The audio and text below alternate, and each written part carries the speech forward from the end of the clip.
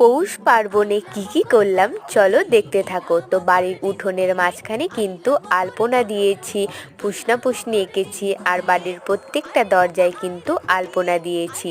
আর আমার মা কিন্তু এদিকে এখন সরা পোড়াবে।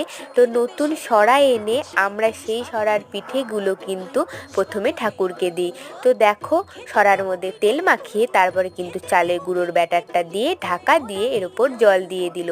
তারপরে কিছুক্ষণ পরেই কিন্তু ঢাকা তুলে নিলেই তৈরি আমাদের গরম গরম নরম নরম সাদা পিঠে। তো এটা কিন্তু প্রথমে ঠাকুরকে দেওয়া হবে। তো এখানে দেখো তুলসী তলায় কলা পাতায় করে, তারপরে যেখানে আলপনাগুলো দিয়েছি সেখানে কলা পাতা করে পিঠে, গুড় আর তিলে খাজা দেওয়া হয়। আর আমি কিন্তু এখানে প্রসাদ নিয়ে নিয়েছি।